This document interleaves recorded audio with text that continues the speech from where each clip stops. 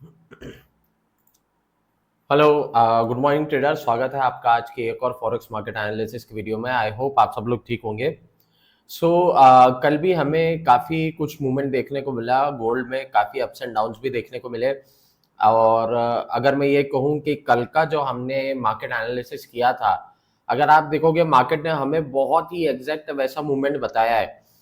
और जो भी ट्रेडर्स ने देखा होगा, देखिए मैं हर दिन आप लोगों को यही चीज़ कहता हूँ और मैं यही चाहता हूं कि आप लोग जो है एक बहुत अच्छा खासा प्रॉफिट बनाएं।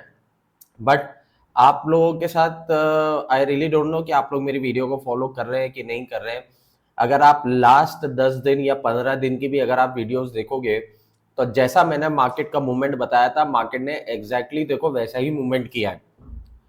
इतनी एक्यूरेसी लाना जो होता है ना ट्रेडर्स, वो इतना आसान नहीं होता है। तो प्लीज, अगर आप लोगों को मैं इतनी मेहनत करके जो है चीजें हर मॉर्निंग में बता रहा हूँ, तो मेरा आपसे बस ये रिक्वेस्ट है, अगर अच्छा लगता है, अगर आप लोग को प्रॉफिट बना रहे हैं, अगर आपको वीडियो अच्छी लग रही है, तो please like, comment, share, subscribe ज़रूर करें, ताकि इससे हमारा भी मोटिवेशन बढ़े।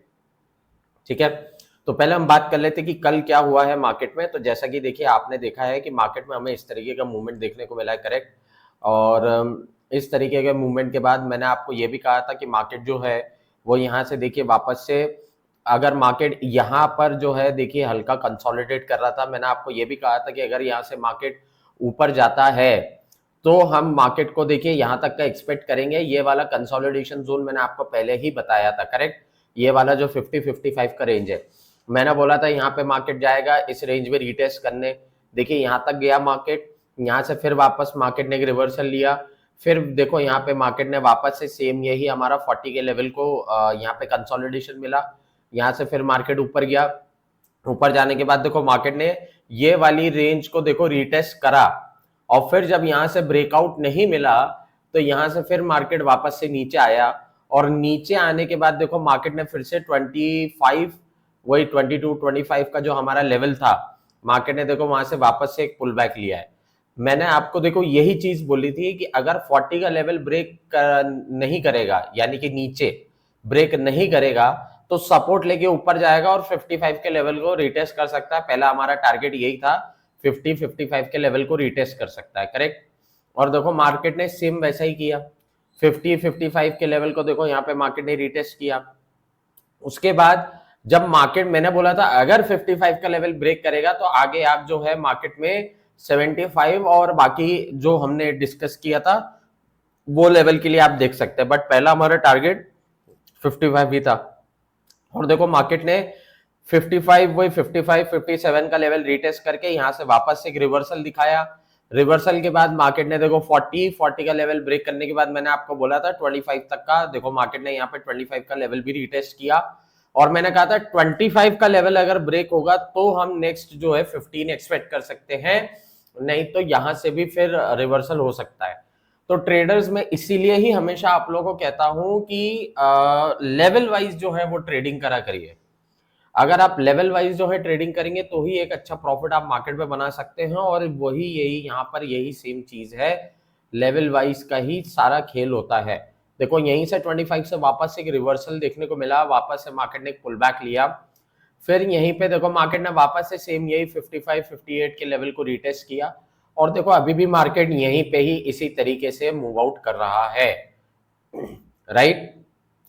अभी देखिए, ये मैंने कल पूरा सब सेटअप था, अभी तक मैंने कुछ चेंज नहीं करा। जो भी मैं चेंज करूंगा अभी आपके सामने करूंगा, ठीक है। ये वाली जो ट्रेंड लाइन है, मैं सॉरी, ये देखिए ये वाली अगर मैं ट्रेंड लाइन को एक्सटेंड कर रहा हूं, और देखिए मैं एक्सटेंड करके ये वाले सपोर्ट लाइन, सपोर्ट रेंज पे इसको मैंने मिला दिया है, ठीक है। अब मार्केट यहाँ पे चल रहा है, ये कंसोलिडेशन जोन को मैं एक्सटेंड कर देता हूँ, करेक्ट, फाइन, ठीक है। ये कंसोलिडेशन जोन को मैंने कर दिया है, ये वाले जो रेंज को, सपोर्ट रेंज को, करेक्ट। ये देखिए अब ये इस सेटअप के अकॉर्डिंग देखिए क्या हो रहा है। एक तो आप 25 का यहाँ पे एक सपोर्ट ले सकते हैं, करेक्ट। मार्केट यहाँ से काफी बार मार्केट ने 2 टाइम जो है वो मार्केट ने यहाँ पे सपोर्ट ले लिया है, ये वाले रेंज पे 25 पे, ठीक है। ये 40 है, ये 25 है। ये देखिए बेयरिश ट्रेंड लाइन हो गया, ये कंसोलिडेशन जोन हो गया, मार्केट जो है वो यहाँ पे इसको लेवल को रिटेस्ट कर रहा है। और अब एक चीज आप देखिए, पहले हम टेक्निकल बात कर लेते हैं, उसके बाद फिर हम बाकी चीजें डिस्कस करेंगे, ठीक है। अभी देखिए मार्केट यहाँ पर है, अगर मार्केट यहाँ से ऊपर जाता है, अगर मार्केट ये वाले कंसोलिडेशन को ब्रेक करता है तो ऑब्वियसली आप वही 55 58 के लेवल को आप देखोगे। और अगर मार्केट ने ये वाला लेवल ब्रेक कर दिया देन ऑब्वियसली यहाँ से आप जो नेक्स्ट है वो 65 75 तक का है, फिर वही 85 95 तक का आप देख सकते हो मार्केट। बट उसके लिए मार्केट को ये वाला जो कंसोलिडेशन जोन है, जो अभी ये रेजिस्टेंस जोन आपको यहाँ पे दिख रहा है, इसको ब्रेक करना जरूरी है। अगर ये ब्रेक करके ऊपर जाएगा तभी आपको इस तरीके का मूवमेंट देखने को मिलेगा, नहीं तो अदरवाइज वापस से मार्केट नीचे आ सकता है। नीचे आने के लिए क्या होगा, अगर मार्केट ये वाला जोन को ब्रेक नहीं करता है तो यहां से एक रिवर्सल आप देखेंगे, 40 का लेवल मार्केट आपको यहां से ब्रेक करता हुआ दिखेगा, तो 25 के बाद आप 15 और 15 के बाद आप 3700 और 3686 का लेवल आप मार्केट में एक्सपेक्ट कर सकते हो। यहां तक का हम टारगेट ले सकते हैं जो कि मेरा 36 85 86 का है। अगर मार्केट 25 का लेवल ब्रेक करता है उसके बाद 15 और 15 के बाद 3700 है और 36 86 ये मैं एक्सपेक्ट कर रहा हूं।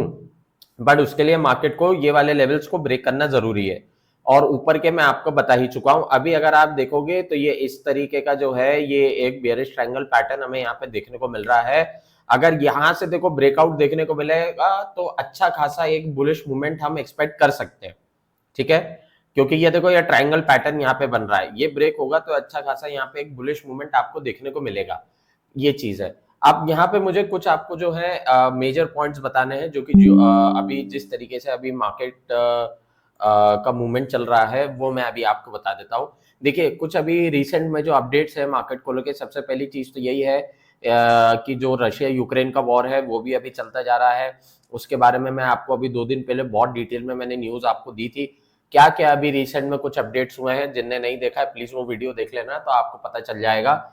सेकेंड इंपॉर्टेंट अपडेट जो मुझे देनी है, जो कि इजराइल गाजा वॉर के बारे में है। इजराइल ने जो ऑक्यूपाइड किया हुआ है वेस्ट बैंक को, तो उस वेस्ट बैंक को ऑक्यूपाइड उन्होंने किया है, इसके उस पे ट्रंप ने एक स्टेटमेंट दिया है। ट्रंप ने ये बोला है कि वो जो है ये एनेक्सेशन जो इजराइल ने किया है वो ट्रंप बिल्कुल भी उसके सपोर्ट में नहीं है, उसके अगेंस्ट में है। वो कहते हैं कि मैं ऐसा होने नहीं दूंगा। अब एक चीज आप समझो कि ट्रंप ये चीज कह रहे हैं, अब यहाँ पे समझने वाली बात यह है, आपको लग रहा होगा कि सर इस न्यूज का मार्केट से क्या रिलेशन है, राइट। देखो अभी आप इस चीज को थोड़ा ध्यान से समझो कि ट्रंप जो है, ट्रंप ने देखो पहले साथ किसका दे रहे थे, ट्रंप इजराइल का साथ दे रहे थे, करेक्ट, इजराइल के सपोर्ट में थे। और इजराइल भी जो है वो अमेरिका का साथ दे रहा था। इजराइल जो है वो अमेरिका के जो प्रेसिडेंट है डोनाल्ड ट्रंप, वो भी ये सपोर्ट में थे कि नहीं नहीं डोनाल्ड ट्रंप को पीस नोबेल पीस प्राइज देना चाहिए, करेक्ट। अब आप देखो कहानी कैसे शिफ्ट हुई है। जब इजराइल ने कतर पे अटैक किया, जब इजराइल ने और दूसरी अभी जो 7 इस्लामिक कंट्रीज जो और उन पे अटैक किया है इजराइल ने, अब उसके सपोर्ट में जो है ट्रंप आ गए हैं, किनके, इस्लामिक कंट्रीज के। क्योंकि देखो क्यों हुआ है ऐसा, वो चीज समझो। ये ट्रंप जो है ना वो इसलिए नहीं कर रहे हैं क्योंकि नहीं इजराइल है मेरा फ्रेंड, ऐसा नहीं है भाई। पॉलिटिक्स जब होती है, जो पॉलिटिक्स होती है ना, तब फ्रेंड व्रेंड कुछ नहीं होता। मैं आपको ये चीज समझा दूं, इसके पीछे बहुत बड़ा एजेंडा है। एजेंडा क्या है, देखो इजराइल ने ये अटैक किए इन पे, अब इजराइल को क्यों छोड़ रहा है यूएस, इजराइल को यूएस इसलिए साइडलाइन कर रहा है अब, क्योंकि ये अटैक करने के बाद क्या हुआ है कि जितनी भी इस्लामिक कंट्रीज हैं उन पे क्या हुआ है, वो सब बहुत ज्यादा नाराज हो गए हैं, अगेंस्ट हो गए हैं। सबसे पहले चीज क्या थी कि आपको पता होगा कि कुछ महीने पहले ट्रंप गए थे और जितने भी जैसे अरेबिक कंट्रीज हैं वहां पर गए थे, उन्होंने वहां पे काफी सारी डील साइंस करी, करेक्ट, काफी ज्यादा इन्वेस्टमेंट उठाया था यूएस के लिए, ऑलमोस्ट कुछ 1.2 ट्रिलियन डॉलर्स का इन्वेस्टमेंट लेके आए थे 5 दिन की ट्रिप में। उसका एक बहुत बड़ा न्यूज बन गया था कि देखो ट्रंप गए तो इतना बिजनेस लेके आए, ट्रंप गए तो इतना, इस तरीके से बहुत ज्यादा एस्केलेशन हो रहा था इस चीज का, राइट। तो बहुत ज्यादा तारीफ हो रही थी, अब इतना पैसा लेके आ गए। अब जब वो कतर के पास गए थे तो उनको एक रिटर्न में जो है ये चीज मिली थी कि गाजा के जो लोग हैं, अगर वो कतर में रहना चाहें या वहां पर अपना रह रहे हैं या रेफ्यूजी जो भी आप कहना चाहें कर रहे हैं, तो कतर कर सकता है, उसमें कोई प्रॉब्लम नहीं है। अब हुआ क्या था, इसराइल ने वहां कतर पे उस पर अटैक कर दिया था जहां पे वो गाजा के टेररिस्ट रह रहे थे। अब कतर जो है वो इस पे यूएस के ऊपर जो है उसने एलिगेशंस लगा दिए कि भाई हमने तो आपसे पूछ के ही सब चीजें करी थी, आप ही ने ही हमें बोला था कि भाई कर सकते हो, आपने हमें रिटर्न में ये चीज कही थी।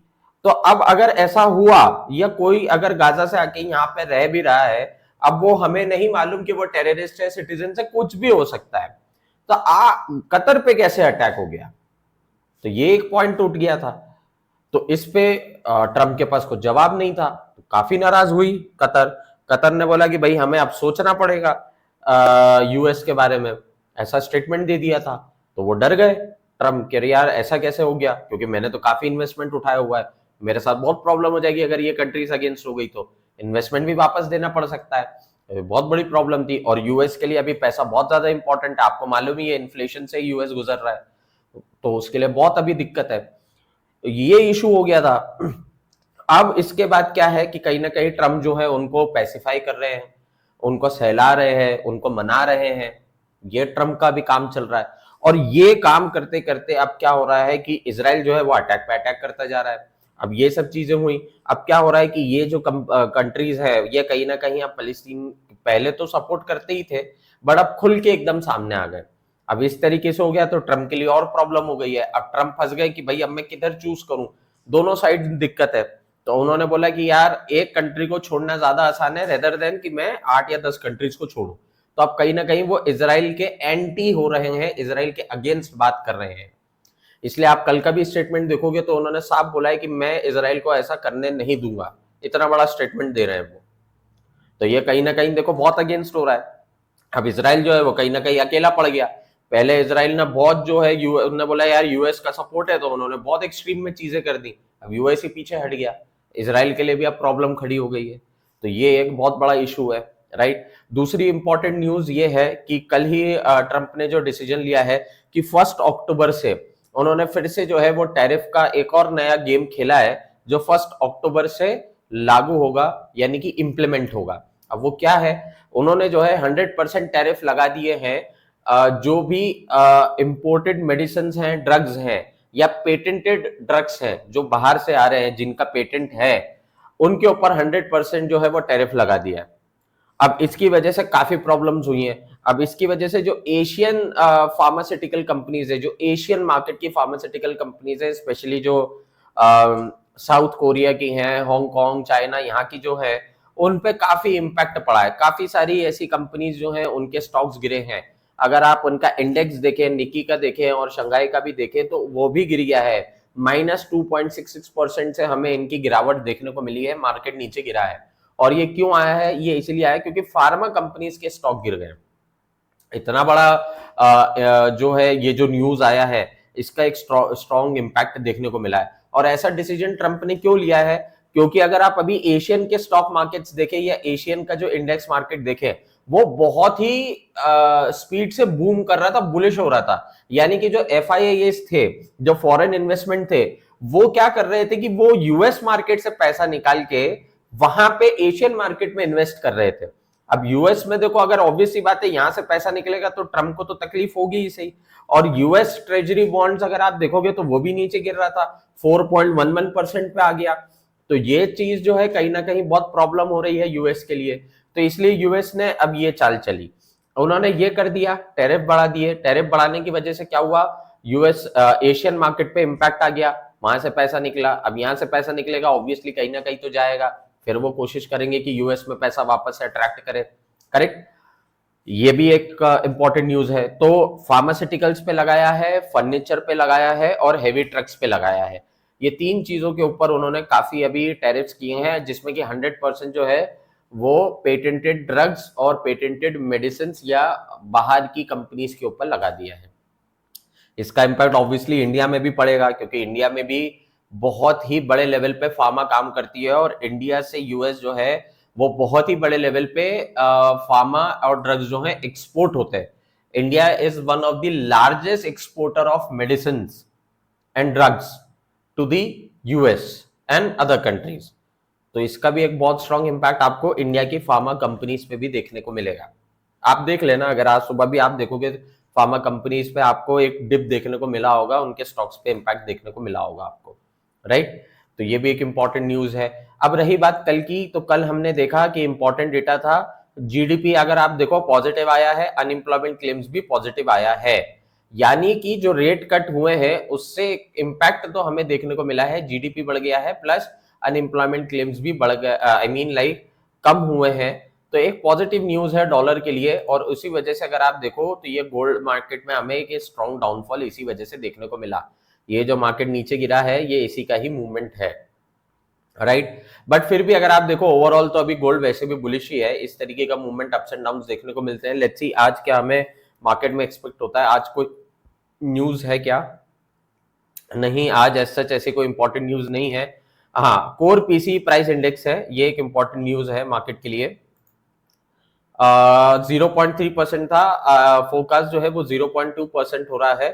अगर फोरकास्ट को देखा जाए तो ये करेंसी के लिए गुड नहीं है, बट अगर फोरकास्ट से ज्यादा आता है देन ऑब्वियसली करेंसी के लिए अच्छा रहेगा, तो करेंसी ऊपर जाएगी और गोल्ड नीचे जाएगा, यानी कि डॉलर इंडेक्स ऊपर और गोल्ड नीचे। तो ये एक इंपॉर्टेंट अपडेट है मार्केट को लेके। गोल्ड के बारे में मैंने आपको सब चीजें बता दी हैं, टेक्निकल चीजें बता दी हैं। एक बार ऑयल देख लेते हैं, ऑयल में क्या मार्केट एक्सपेक्टेशंस है। देखिए ऑयल में भी इसी तरीके का मूवमेंट हमें देखने को मिल रहा है। मार्केट जो है वो, देखिए मैंने आपको पहले ही बोला था कि अब आपको मार्केट जो है वो बुलिश देखने को मिलेगा। मैंने आपको बोला था कि ये मार्केट में यहाँ से एक आपको मूवमेंट देखने को मिलेगा, ये रेजिस्टेंस को मार्केट ने ब्रेक किया, ये रेजिस्टेंस को ब्रेक करके मार्केट देखो इस तरीके से ऊपर आया है, और ऊपर आके यहाँ से मार्केट, मैंने आपको पहले ही बोला था अगर मार्केट इसको ब्रेक करेगा तो आपको यहाँ पर एक बुलिश मूवमेंट देखने को मिलेगा, और वही ही है, राइट। सो इस तरीके का मूवमेंट हमें यहाँ पे मार्केट में देखने को मिल रहा है। मार्केट ने यहाँ पे एक सपोर्ट भी लिया है। अभी देखो यहाँ से मार्केट अगर ऊपर जाएगा तो और आप ऊपर का मूवमेंट आप एक्सपेक्ट कर सकते हो। कहां तक का आप मूवमेंट एक्सपेक्ट कर सकते हो? 65.70 तक का भी मूवमेंट आप एक्सपेक्ट कर सकते हो, राइट। सो इस तरीके का जो है वो मार्केट अपडेट है। आई होप आप लोगों को समझ आया होगा कि आपको कैसे ट्रेड करना है मार्केट के अंदर। बाकी हम लोग मिलेंगे अब नेक्स्ट मॉर्निंग एनालिसिस की वीडियो में ट्रेडर्स। अगर आपको वीडियो अच्छा लगा हो तो प्लीज लाइक शेयर कमेंट जरूर करें, राइट। बाकी मिलेंगे अब नेक्स्ट वीडियो में। Till then traders please do safe trading and happy trading. Good bye.